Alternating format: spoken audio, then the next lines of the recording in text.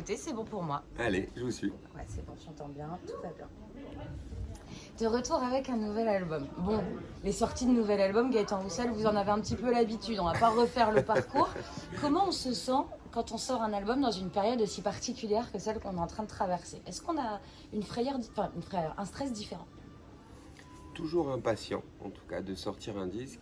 Et là, c'est plutôt, c'est plutôt un petit peu plus loin que je regarde où c'est compliqué. C'est est-ce qu'on va pouvoir repartir sur les routes? Est-ce que mes camarades qui tourneront dans leur salon vont pouvoir repartir sur les routes, que je puisse aller les applaudir et moi leur emboîter le pas? Donc c'est plutôt là que ça se niche. Après, c'est vrai que c'est une période où on se demande si on a encore,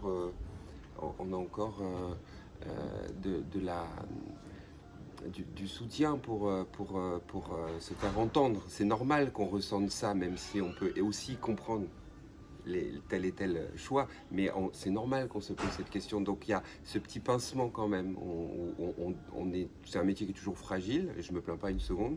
Ça le devient d'autant plus. Voilà, parce que il y a nous qui sortons des disques, mais voilà, et moi j'ai une chance, vous m'interviewez, donc c'est super, ça va résonner, mais il y a toute la chaîne, il y a tous les gens, voilà, donc c'est plutôt ici que ça se niche l'inquiétude. Mais pour revenir à votre question première, impatience. Impatience. Vous êtes un artiste, vous êtes un musicien. L'album est très acoustique par rapport aux précédents albums. Est-ce que vous l'avez imaginé pour la scène?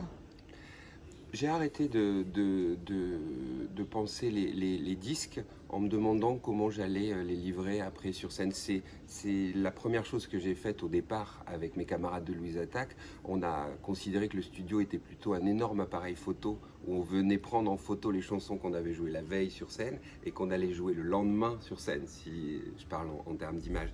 Aujourd'hui, le studio, et j'ai la chance d'en faire pas mal, et ça c'est une vraie chance, c'est vraiment un endroit que j'utilise pour essayer de créer, et je fais le maximum pour que le disque ressemble à ce que je veux qu'il soit. Et puis après, je me pose la question dans un autre temps. Donc là, il est acoustique parce que j'avais envie de revenir à ce que j'appelle mon ADN. Mon outil de travail, c'est une guitare acoustique. Je me suis promené ici et là avec des matières sonores, travailler des patchworks, travailler beaucoup de sons qui peuvent amener à raconter des histoires, à des textes. Là, je voulais que toutes les chansons tiennent guitare-voix. Et maintenant, je vais m'atteler à savoir comment je peux mélanger ces chansons d'aujourd'hui avec celles d'hier, d'avant-hier, voire celles de Louise Attaque, et puis essayer de raconter une histoire sur 1 heure et demie dès qu'on reprendra le chemin des concerts. Justement, raconter une histoire, c'est ce que vous faites dans le titre « Tu ne savais pas », qui est pas décousu parce que c'est un terme négatif, mais il n'y a pas de refrain. Où il n'y a pas... Quand vous l'avez créé, cette rythmique, cette sorte de leitmotiv et cette montée surtout, parce que quand on dit que l'album est acoustique, il y a quand même des sonorités qui restent quand même assez électriques. Oui, et puis acoustique, ça ne veut pas dire guitare, voix, feu de camp, que j'aime aussi. Acoustique, ça veut dire que le son, c'est les vibrations de l'air. Donc là, j'ai moins été chercher des machines, des ordinateurs, des choses de cet ordre-là dans les matières sonores, et plutôt des personnes pour jouer tout ça. Mais ça n'empêche pas qu'évidemment il y a un peu d'électricité parce qu'il y a des guitares électriques, et puis il y a des batteries, tout ça. Donc voilà, l'acoustique, c'est plutôt l'humeur de départ. Et tu ne savais pas, c'est vrai que c'est une chanson qui n'a pas de refrain, c'est une chanson qui, à chaque tour, gagne un petit peu, comme une boule de neige, si vous voulez, qui enfle, qui arrive à finir par éclore. Voilà, et ça interroge nos certitudes, pour le dire simplement. Et moi, j'ai toujours été fasciné, je suis loin d'être le premier à faire des titres comme ça qui avancent. Un de mes préférés, c'est d'un chanteur anglo-saxon qui s'appelle Nick Cave, qui a déjà fait des titres comme ça, où en fait, le but, c'est d'essayer de vous attraper comme ça, là, et de ne pas vous lâcher, mais pas méchamment, c'est voilà, d'essayer de faire en sorte que vous suiviez le texte, et petit à petit, la rythmique avance. Voilà, donc c'est un format, une architecture de chanson que j'aime bien, j'avoue. Et il n'y a pas de refrain, mais il y a des points d'accroche, parce que le refrain, c'est un point d'accroche dans la musique pop. On sait qu'il va revenir, on est rassuré, parce qu'il va revenir. Et là, ce qui est rassurant, j'espère, c'est que revient régulièrement le fait que je vous dise que vous ne savez pas. Donc il y a un refrain quelque part, sauf qu'il est dans l'architecture de la chanson, il n'est pas tout à fait comme sur d'autres chansons. Voilà. Le titre de l'album, c'est « Est-ce que tu sais ?» Oui. Quelle est donc cette question que vous nous posez? Je me permets le tutoiement, j'espère que ça ira. Moi, je suis intimement convaincu que c'est l'essentiel, l'éducation, apprendre, parce que ça permet de comprendre et ça permet d'être avec les autres. Donc, de manière plutôt à ma manière, c'est ce que je propose. Et c'est pour ça qu'il y a un grand point d'interrogation sur la pochette que je porte comme un collier presque. Et j'aime cette idée-là. Voilà, moi, donc il y a beaucoup de questions, c'est vrai, dans ce disque. Je me dis que c'est à ceux qui ont envie de tendre l'oreille de trouver des réponses s'ils veulent. J'ai toujours préféré qu'on me souffle une question qui me donne envie de réfléchir plutôt qu'une réponse qui me laisse un petit peu dans l'expectative. Donc c'est cette idée-là, voilà. Donc je ne veux pas intellectualiser autre mesure, mais c'est cette idée-là d'apprendre et de comprendre. Voilà, est-ce que tu sais voilà, est-ce qu'on sait? J'aime bien cette idée-là. Et qu'est-ce que vous aimeriez que les gens aillent rechercher? Dans la vie en général ou en écoutant le disque? En écoutant le disque, parce que moi quand j'ai eu le disque entre mes mains, enfin entre les mains de mon ordinateur, mais on se comprend. Oui. Est-ce que tu sais, j'ai mis play et je me suis dit, bah en fait, oui, je sais, mais Voilà. où est-ce qu'il m'emmène? Où est-ce qu'il veut que j'aille? Ou est-ce que c'est à moi d'aller où j'ai envie d'aller? Moi, je préfère que ce soit un disque qui accompagne les gens dans le fait qu'ils aient envie d'aller quelque part. Moi, quand j'écoute de la musique, il s'avère que comme je fais de la musique, ça me donne envie de faire de la musique, mais ce qui est important dans la vie, c'est de donner, que les gens aient envie de revenir vers vos chansons et que ça leur donne envie de faire ce que eux ils font dans la vie, pas de faire de la musique si vous faites autre chose. C'est ça qui est intéressant. Donc c'est, j'espère, un peu de nourriture pour avancer. Donc, et après, ça amène des questions. Toutes les questions ne sont pas des questions concrètes. Et puis il n'y a pas que des questions dans la. Mais la chanson que vous évoquez, est-ce que tu sais, c'est une manière pour moi de décrire ce que je vois, ce que je ressens. Et puis oui, de suggérer, de se demander soi-même qu'est-ce qu'on ressent, qu'est-ce qu'on veut pas, qu'est-ce qu'on aimerait. Enfin voilà, ça me semble important, ça paraît tout bête, mais je pense que c'est nécessaire. Dans l'album, enfin, vous êtes auteur-compositeur et dans l'album, moi, il y a 2 chansons qui m'ont interpellée, touchée, dont j'aimerais qu'on parle. C'est On ne meurt pas. En une seule fois. En une seule fois. Parce qu'on meurt tous. C'est le sujet aussi de Tu ne savais pas. C'est un disque qui est pas... J'espère, je sais que ce disque, comme il tourne autour de sujets de conditions humaines, de vie, de comment avancer, évidemment que on peut me dire qu'il est... et comme il est un petit peu moins sautillant, parce qu'il est plus acoustique, un petit peu plus posé dans les tempos, ça ne veut pas dire qu'il est et nostalgique et triste. Voilà, déjà, je lisais une phrase d'un monsieur que j'aime beaucoup, qui s'appelle David Byrne, qui est le chanteur des Talking Heads, qui disait qu'on peut très bien ressentir énormément de joie à écouter une chanson qui est triste. Et je suis sûr de ça, moi. Et donc j'espère qu'il y aura de ça quand la chanson est un peu triste, comme Les Matins Difficiles. La chanson que vous citez, On ne meurt pas en une seule fois, c'est la plus rythmée de l'album. Et cette idée-là, elle est de se dire qu'on croise dans la vie plein de moments. Il y en a des généreux, il y en a des moins généreux. Il y a des moments où, comme dirait ma grand-mère, ce que je dis à chaque fois, on en prend un petit coup sur la caboche. Qui n'a pas été foudroyé par une phrase de quelqu'un ou un regard. Enfin voilà, il y a plein de moments dans la vie où en fait on se sent un petit peu disparaître. Mais il faut bien revenir. Et cette idée-là, elle me plaisait, donc je l'ai amenée à travers cette phrase-là, on ne meurt pas en une seule fois. Et ce qui m'a intéressé aussi, c'est de l'associer à un clip où j'ai demandé à des sportifs qui sont aujourd'hui à la retraite, très différents sportifs de différentes générations, de Marie-Jo Pérec à Martin Fourcade qui vient d'être à la retraite, tout jeune retraité, d'incarner cette phrase pour juste incarner la continuité. Voilà. Cette idée-là, elle me plaît, c'est même pas de l'ordre de la reconversion, c'est la continuité. Donc ça peut être une continuité très grande, dans la grande ligne qui est la vie, entre le fait de partir à la retraite à un moment et autre. Ça aurait pu être d'autres sujets que le sport, j'ai choisi le sport parce que ça me touche. Mais ça peut être aussi une minute dans sa vie où on a eu l'impression qu'il fallait vraiment disparaître. Je trouve que c'est universel ça. J'en suis sûr, j'espère que je l'ai bien exprimé. Voilà, mais c'est ça, donc ça paraît comme ça fait un peu peur, on ne meurt pas en une seule fois, mais en fait c'est pas vrai, il faut vivre, c'est ça que ça veut dire. C'est très positif comme phrase. Vous avez évoqué l'autre chanson que dont je voulais parler, Les Matins Difficiles. Les Matins Difficiles, c'est pareil, c'est une question sur j'avais écrit une chanson pour Vanessa Paradis qui s'appelle Lilia, où finalement... l'idée était peut-être de s'asseoir à une terrasse de café et de regarder. le temps qui passe, les gens qui passent, qui repassent parfois, les gens qui passeront jamais, peut-être. Et il y a un petit peu de ça dans cette idée des matins difficiles pour moi, cette idée de, il faut quand même aller de l'avant. Une petite nostalgie aussi. Mélancolie. Mélancolie. Je ne suis pas nostalgique et pourtant je suis le premier à regarder dans le rétroviseur. J'ai aucun problème pour regarder derrière moi. J'en suis même assez heureux, mais j'espère ne pas être dans la nostalgie, comme j'espère que dans les matins difficiles, malgré le thème qui peut... On peut dire, tiens, est-ce que c'est un petit peu, c'est pas les bras ballants, j'espère qu'il y a de la lumière dedans. Voilà. Donc il y a cette idée-là, mais moi je crois que c'est vrai que l'envie est indispensable, mais que le temps est redoutable. Ce qui est le refrain de la chanson, indispensable, l'envie redoutable, le temps. Voilà. Et vous vous rendez compte que les paroles prennent un sens, alors peut-être que c'était pas le cas du tout lors de votre écriture, mais prennent un sens tout particulier avec ce qu'on est tous en train de traverser. Bien sûr. Moi en tant qu'auditrice, je l'ai écouté récemment.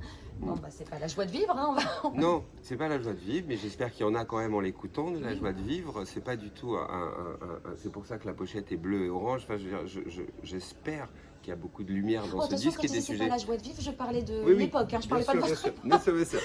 Pardon, alors je reprends. Et évidemment que quand on aujourd'hui, tout le temps dans sa vie, quand on lit un livre, quand on écoute, quand on lit des paroles, enfin peu importe ce qu'on arrive, quand un émetteur arrive jusqu'à vous, qui devenait à ce moment-là un récepteur, c'est forcément avec le prisme de ce que vous êtes en train de vivre. Et comme là, on vit une situation où on est obligé d'être tous éloignés les uns des autres, j'ai conscience que ça résonne de cette manière-là.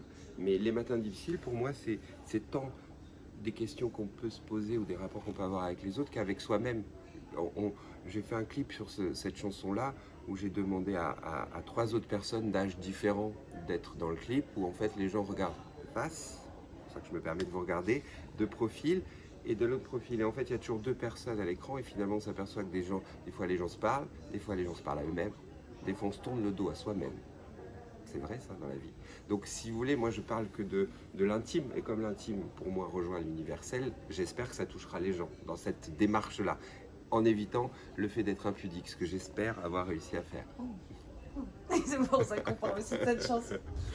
Vous avez écrit pour pléthore d'artistes, Vanessa Paradis, Louane, mais c'est avec Camélia Jordana que vous décidez de faire un duo dans cet univers de jeune génération. Oui. Pourquoi Camélia ? Camélia, j'avais eu la chance de la croiser il y a quelques années et on avait ensemble, sur scène, à l'Olympia, repris une chanson de Blondie qui s'appelle Rapture, que je conseille à tout le monde. Elle est super, surtout si on a envie que la musique vous passe par les pieds, c'est-à-dire de bouger un petit peu, ça marche très très bien. Et j'ai toujours suivi son travail, j'ai toujours adoré sa voix. Camélia est une des chanteuses de sa génération qui peut chanter ce qu'elle veut. Elle peut être très... ténue dans ce qu'elle veut dire, elle peut être très douce, enfin vraiment, et ça m'a toujours touché. Et donc je m'étais toujours dit qu'un jour, j'espérais qu'on rechante ensemble. Et là, j'ai envoyé une balade pour qu'on se retrouve sur un autre terrain. Voilà, parce que elle me touche, sa manière de chanter me touche, et que j'avais envie qu'on se retrouve sur cette chanson qui s'appelle La Photo, qui est une manière de regarder ou de décrire une relation à travers des photos. Les photos, ça me passionne pas, j'exagérerais si je dis ça, mais on vit dans un monde d'images. Tout le monde a Instagram, là, il y a Instagram ici, voilà, donc vous l'avez, voilà, partout. Et donc, on vit dans un monde d'images, mais les photos, c'est ça. Donc, on se demande, tiens, il regarde comme ça, tiens, il dit ça. Donc, les photos, ça dit tout, parfois, ça dit rien. Donc, c'est cette idée-là, la chanson. Et c'est aussi les photos... moi, je regarde souvent les photos de famille, mais pas par nostalgie, encore une fois, parce que on regarde tous les photos noir et blanc, parce que dès qu'on les voit, on se demande quelle était l'histoire. Pourquoi telle personne elle est là? Pourquoi elle n'est pas là? Quand ça nous touche, je suis sûr que vous l'avez fait comme moi, vous marchez sur les quais ici ou là, où il y a des vieilles photos, des vieilles cartes postales, on s'invente les histoires. Donc c'est cette idée-là qui me plaisait, et la partager avec Amélia et sa voix, qui est là toute douce, qui a une approche un peu à la manière d'une chanteuse que j'aime beaucoup, qui s'appelle Bess Gibbons, qui chantait dans les fins des années 90 dans un groupe qui s'appelle Portishead. Donc c'est son approche qui me plaît, sa manière de placer sa voix qui est très singulière. Donc voilà, je voulais chanter avec quelqu'un qui avait cette personnalité-là. Ouais. Moi, ce que je trouve rigolo, on ne se connaît pas. Non. C'est la première fois qu'on se rencontre. C'est qu'avec cette chanson, la photo, en fait, moi, j'ai l'impression qu'en fait, vous êtes un photographe de vie. Et ce que j'entends par là, c'est que même, je dirais même que vous êtes l'appareil photo. J'ai l'impression que votre truc, depuis toutes ces années, et particulièrement sur ce nouvel album, c'est de catcher le moment. Exactement. C'est exactement ce que j'essaye de faire. C'est exactement ce que j'essaye de faire. Et de chanson en chanson, de changer d'objectif, de changer d'angle, de changer de couleur, de changer de modèle, puisqu'on peut dire ça. Voilà, c'est exactement ça que j'essaye de faire dans ma manière de raconter mes histoires. Ça me convient tout à fait si vous les voyez comme des photos, plus ou moins comme ceci, plus ou moins comme cela, pour rester large dans ce que j'exprime. Et voilà, j'espère avoir plusieurs appareils photo aussi dans ces gars-là, histoire de ne pas tourner en rond. Mais j'aime bien l'idée, ça me plaît. Merci. Et vous avez fait aussi la photo d'Alain Souchon. Oui. C'est toujours intéressant de savoir pourquoi on va chercher des artistes qui sont quand même pas à l'opposé, mais un petit peu éloignés. Bon, ils sont éloignés, c'est pas la même génération, Camilla Jordana et Alain Souchon. Comment choisir en fait? Il y a plein de gens avec qui j'aurais envie de partager des moments. Mais eux, on les grave avec nous sur l'album. Donc oui, tout à fait, vous avez raison, bien sûr. Et Alain Souchon, c'est quelqu'un qui m'accompagne depuis toujours.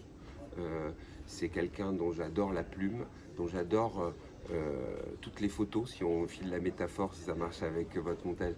J'adore toutes les photos à travers les chansons qu'il fait. S'il y a bien quelqu'un qui, tout au long de sa carrière musicale et de sa vie, continue à nous photographier et à avoir toujours l'angle juste pour nous expliquer sans nous donner de leçons, sans nous dire qu'il faut faire comme ceci ou comme cela. J'ai jamais vu Alain Souchon nous dire, surtout pas du tout. Voilà. Et donc j'ai toujours aimé cette approche-là et j'ai été vers lui pour cette chanson qui s'appelle Sans sommeil, pour toutes ces raisons, pour l'amour que je lui porte et que je porte à son travail. C'est pas quelqu'un que je connais bien, mais tout l'amour que je porte à ce qui m'a amené aussi. Voilà.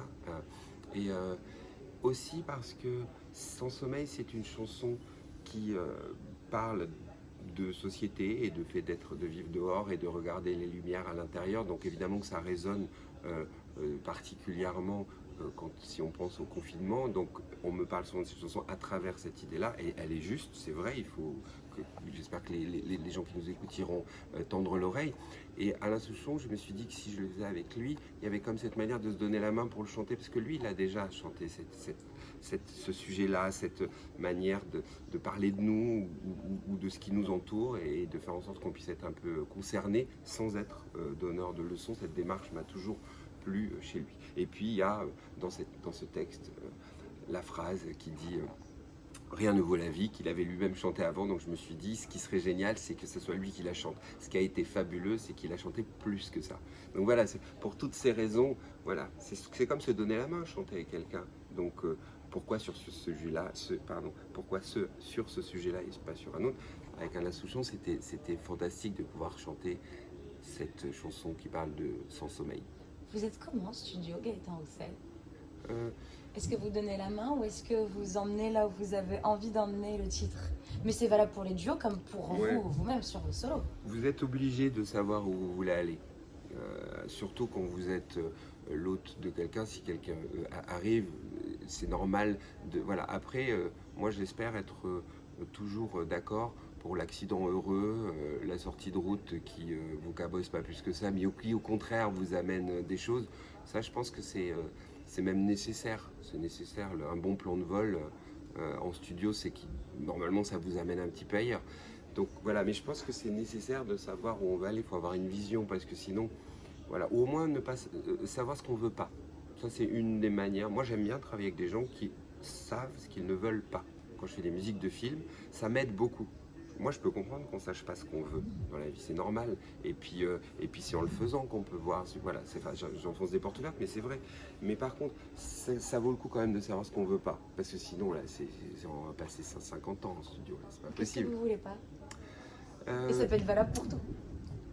Je veux pas me répéter dans mon travail. Je veux pas trop tourner en rond. Je veux pas avoir de recettes. Par contre, je suis tout sourire si quelqu'un me dit qu'on reconnaît que c'est moi qui ai écrit telle ou telle chanson. Donc on est tous à la recherche d'avoir une signature et d'éviter la recette. Donc moi j'essaye de faire en sorte de ne pas avoir de recette. vous pouvez pas savoir comme ça me touche quand on me dit que telle chanson que je ne chante pas, parce que je l'ai écrite pour quelqu'un d'autre, quand on me dit, ah, c'est toi qui as dû écrire cette chanson. C'est évidemment, voilà, c'est flatteur, c'est touchant, ça donne de l'élan. Donc voilà, mais ce que je voudrais pas, c'est avoir une recette, tourner un petit peu trop en rond. Voilà, mais bon, tout le monde est comme ça.